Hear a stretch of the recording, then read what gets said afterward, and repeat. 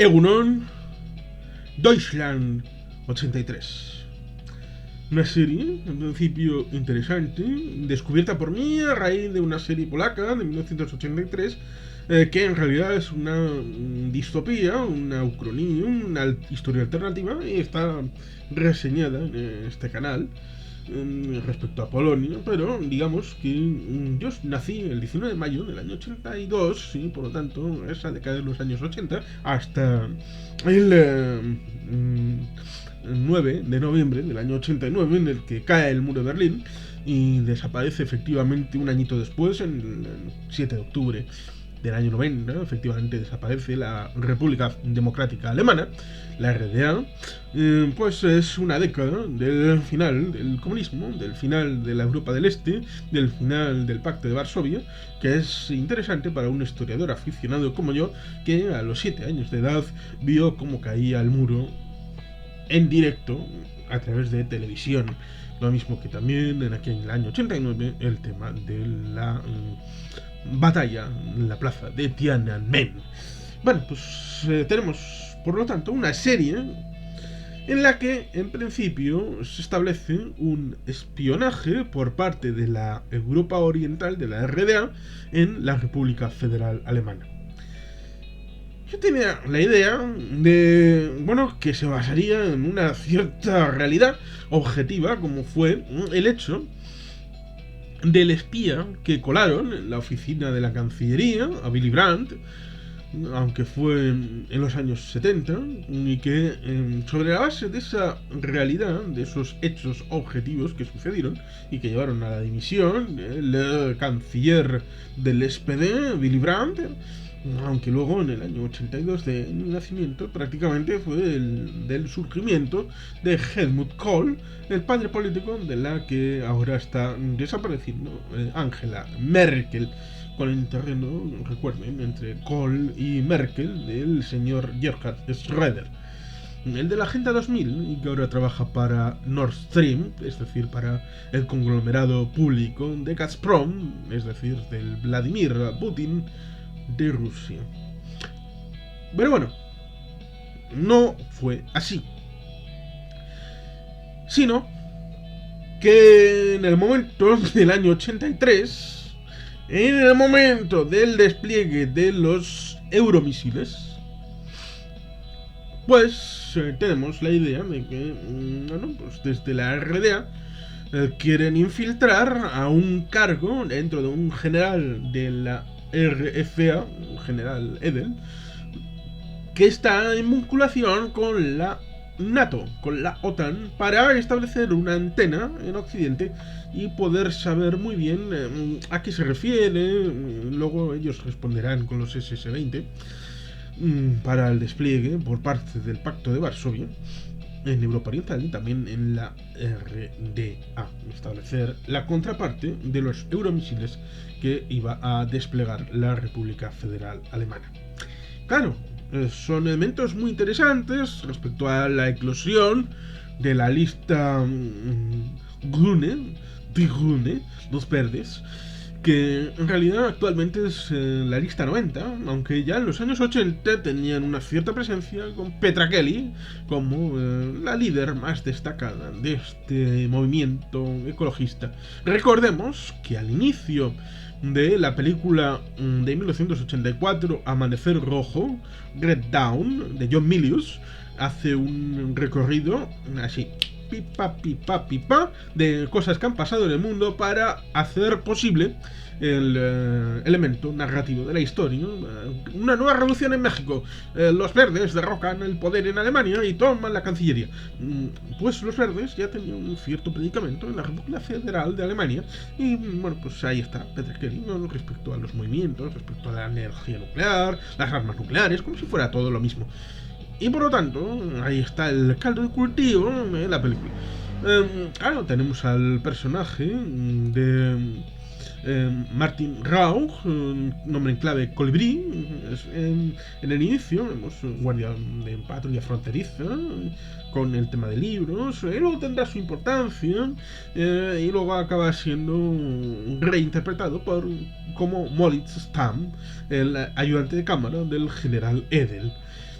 Tenemos a Maria Schrader como Leonora Rauch, tía de Martin. Tenemos a Ulrich Noten como un general mayor, Wolfgang Edel de la República Federal Alemana, jefe del Bundeswehr, del jefe de Martin en el Bundeswehr.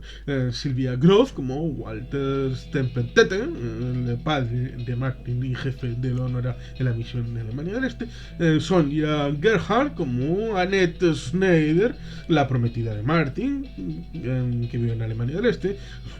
Ludwig Trepte como Oberleutnant Alex Edel, hijo del general Edel.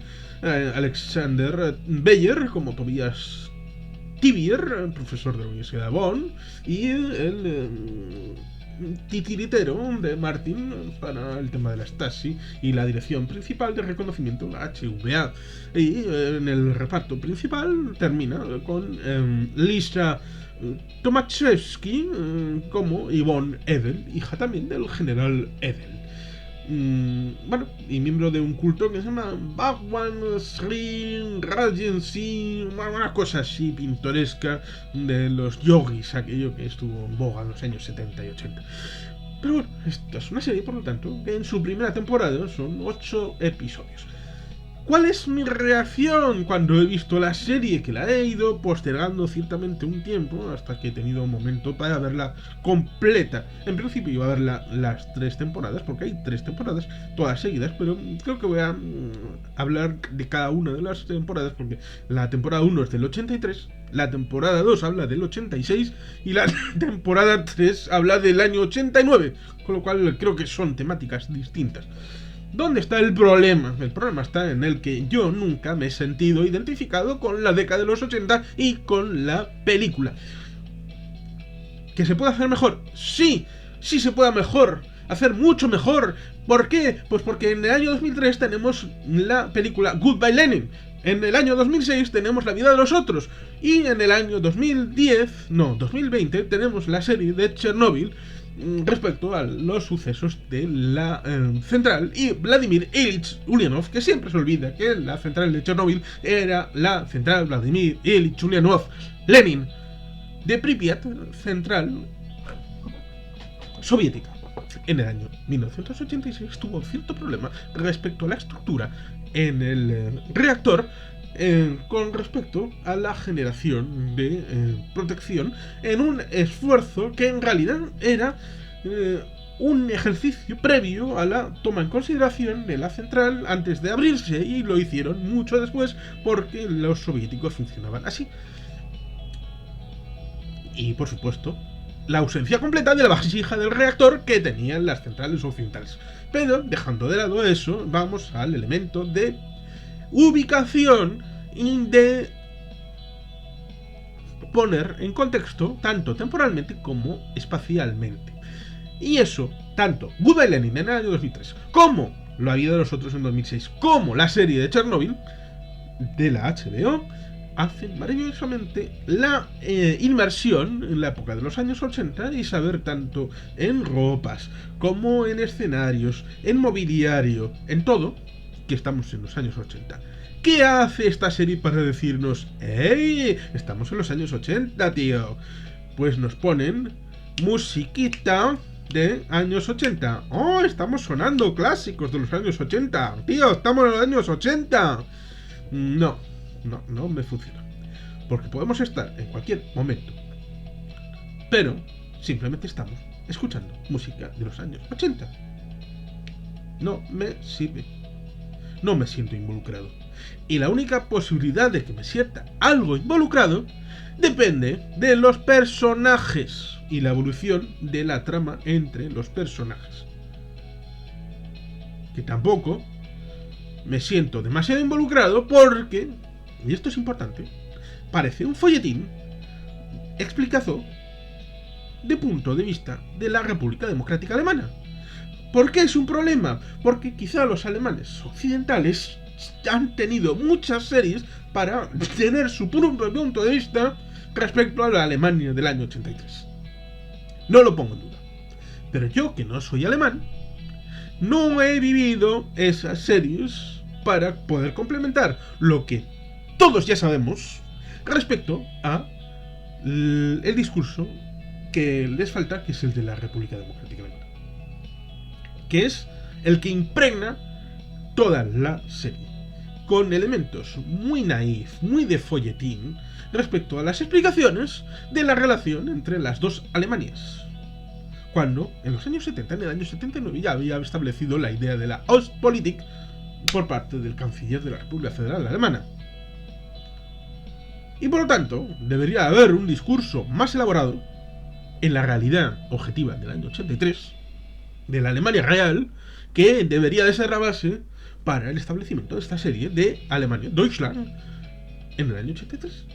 Y por lo tanto, yo me considero ciertamente en alguna medida desapegado como historiador aficionado y como germanófilo, en cierta medida, respecto a esta Alemania, que no es tanto de la Guerra Fría, sino una forma teatralizada de estas cosas. Y más cuando te das cuenta de que el asunto está en el que el tema de las maniobras de Arquero Capaz del año 83, en el que se inserta curiosamente el suceso de Vladimir Petrov,